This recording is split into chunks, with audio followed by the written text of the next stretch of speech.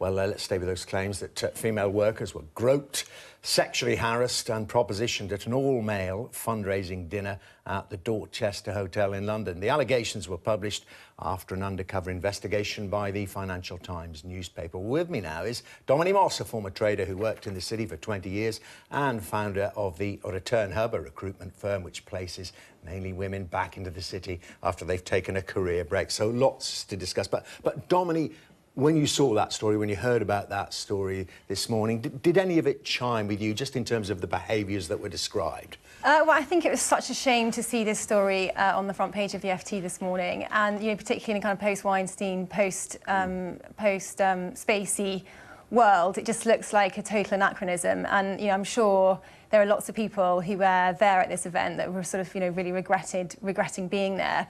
But I think also, what's a real shame, and, well done to the FT for kind of calling this story out and reporting on it, is that this is just not representative of the city that I know. And, I know a city that is, there are lots of kind of men and women who work really hard to change this kind of very old-fashioned culture. Well, I mean, would there be an irony here that some of the companies which have taken tables there, actually in their employment practices, are actually pretty good, particularly when it comes to gender equality and pay and things like that. But they thought, oh, this is a charity, not really looked at it and bought a table there. Yeah, well, I think that's a sort of real shame, isn't it? People have gone there thinking it's going to be a sort of great fundraising event, perhaps, and actually it's turned out to be sort of a really rather grubby story, and actually, with some very deeply inappropriate and totally unacceptable, I think unacceptable to most people, men and women, behaviour. But when you worked in the city, I mean, a lot of people saying, well, can't believe this seems like a throwback. I mean, I covered the city many, many years ago as a cub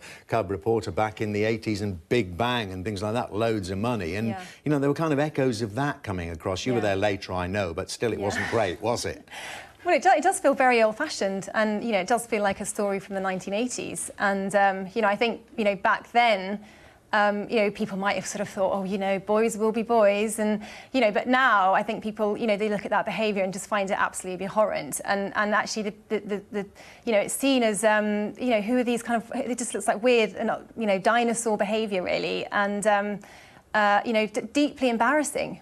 Tell me about the recruitment hub, and tell me about, I mean, because I want to, explore, because every now and again we see tribunals, perhaps less frequently now, where women in the city say, look, we've gone on maternity leave or something like that, or not even done that. We've been sidelined, we've been bullied, we've been given really inappropriate nicknames, things like that. Is that beginning to end? Is the city now a more welcoming place for female employees? Yeah, well, I think that's absolutely the right question, because, while this kind of really overt sexism is really easy to call out, it's, it's very obvious and it's there. I think that, I think the challenge that is being addressed, across the city really is the sort of the death by a thousand cuts sexism, which is perhaps somewhat unconscious, and it's where you see, where things need to move on to is for organisations to have culture and a structure that supports women, so it gives them the opportunity to do really well and fulfil their potential. So, for example, working on the best deals, getting the juiciest clients, and, having that chance to sort of, climb up the ladder. And, that's the sort of the perhaps sort of more hidden discrimination or sexism that is going on. But I think a lot of firms are trying really hard to address that, and not just employers in the city, but also the government with the Women in Finance Charter that came out, I think it was in sort of March last year, which asks, this was the charter that was the key recommendation from the Jane Angardia report.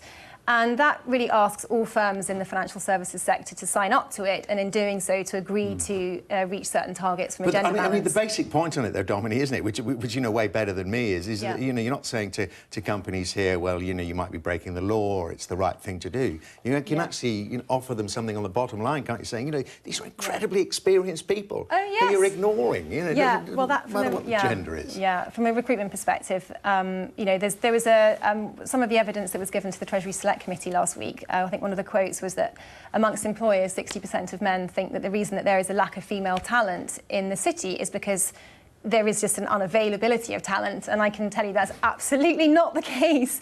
You know, we work with, you know, hundreds of extremely talented women who've, you know, taken sometimes relatively short time out of work or out of corporate world. And while they've been out, they've been doing all these amazing things, setting up businesses, doing trustee work, studying, whatever it might be, or juggling busy family lives, have an awful lot to offer employers in the city. And yeah, that's really where we come in. So let's focus it back on the President's Club debacle, and we can call it that. Do you think this, in a way, you've got to be careful how you use this word, could be a positive thing in that if people just say, look, really no more? Yeah, absolutely. I think that's completely right. And you know, I think it becomes very obvious that that there is a massive reputational risk if you don't have an organisation that looks relevant and diverse. And this kind of all-male environment is leading, you know, this sort of herd mentality can, you know, really, unfortunately, I'm not saying all men, but, you know, unfortunately can lead to some not great behaviour. And I think perhaps if this was a more diverse club